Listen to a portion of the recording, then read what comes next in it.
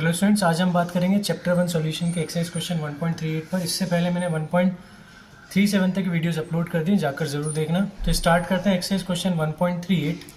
Benzene and toluene form ideal solution over entire range of composition.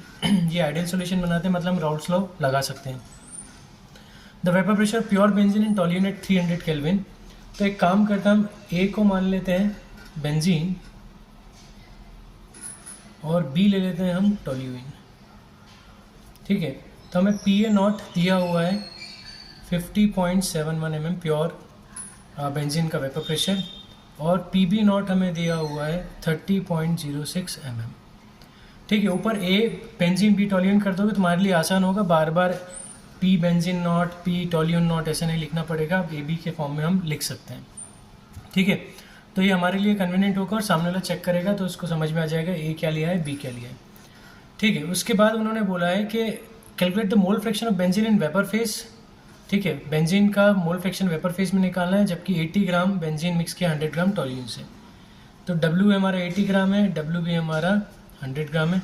दोनों का molar mass निकाल लें।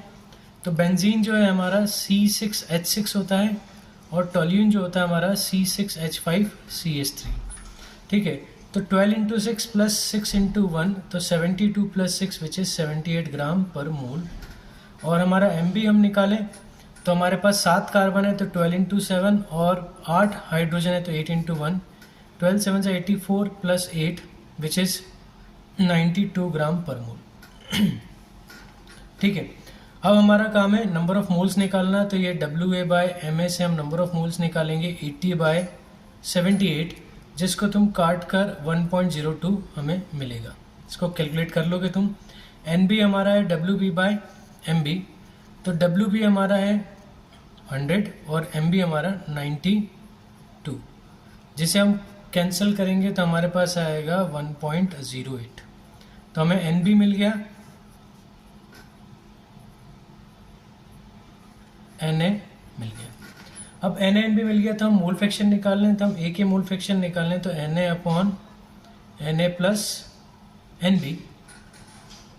ठीक है, क्या होगा, Na 1.02 NB 1.08 आ गया। कैंसिल आउट करके हम XA निकालेंगे, Na/Na प्लस NB, मतलब 1.02/1.02 प्लस 1.08।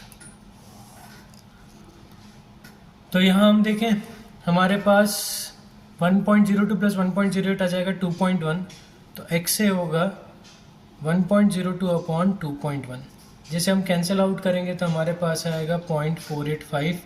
और हम मोल फ्रैक्शन ऑफ बी निकालें तो उसके लिए फॉर्मूला लगाने की ज़रूरत नहीं है, हम सीधे 1 में से XA माइनस कर देंगे, तो 1 माइनस 0.485 विच इज़ 0.515 हमारे पास XB होगा। ठीक है, अब हमारे पास टोटल प्रेशर दिया है क्या, नहीं दिया है। टोटल प्रेशर हमारे पास नहीं है, प्योर लिक्विड्स का वेपर प्रेशर है। तो हम राउल्स लॉ लगाएंगे, Raoult's law containing 2 volatile liquids, mixture of 2 volatile. तो ये होगा PA plus PB, PT equals to PA को हम PA नॉट XA और PB को हम PB नॉट XB लिख सकते हैं। अच्छा, PA नॉट की वैल्यू है 50.71, XA की वैल्यू है 0.485 और PB नॉट की वैल्यू है 32.06 और XB की वैल्यू है 0.515। ठीक है, तो ये आ जाएगा 24.594 और इन दोनों को मल्टीप्लाई करेंगे तो 16.51। दोनों को ऐड करें तो हमारे पास 14.10 mm टोटल प्रेशर आ जाएगा। ठीक है, अब हमें टोटल प्रेशर मिल गया। वेपर फेज में क्या निकालना है, हमें मोल फ्रैक्शन निकालना है बेंजीन का। तो PA इक्वल्स टू वापस लगाएंगे P टोटल इंटू XA। ठीक है, ये डाल्टन लॉ है।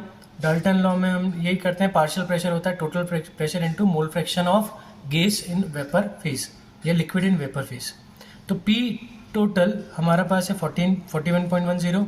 पार्शियल प्रेशर हम निकाल चुके हैं A का PA जो कि 24.594 होगा और XA हमें पता नहीं है। ठीक है, अब ये 41.1 नीचे जाएगा तो 24.594 डिवाइड बाय 41.10, तो हमें XA मिल जाएगा 0.598 जो कि लगभग 0.6 होगा। तो हमारा mole fraction in vapour phase benzene का 0.6 मिल गया। ठीक है, तो सबसे पहले हमने क्या निकाला, नंबर ऑफ मोल्स निकाले, फिर हमने मोल फ्रैक्शन निकाला जिससे हम टोटल प्रेशर निकाल सकें। याद रखना जब भी वेपर फेज में तुम्हें मोल फ्रैक्शन पूछा हो किसी भी लिक्विड का तो तुम्हारे पास टोटल प्रेशर होना चाहिए, तभी तुम डाल्टन लॉ लगाकर क्या कर सकते हो, मोल फ्रैक्शन निकाल सकते हो वेपर फेज में। ठीक है, तो हम टोटल प्रेशर निकाल लिया हमने P A plus P B Raoult law लगाकर, फिर हमने डाल्टन लॉ लगाकर हमने क्या करा, मोल फ्रैक्शन निकाल लिया वेपर फेज में। तो वीडियो अच्छा लगा तो प्लीज़ वीडियो को लाइक करना, चैनल को सब्सक्राइब कर देना। मैं ऐसे वीडियोज़ लाता रहूँगा, तब तक के लिए गुड बाय, थैंक यू।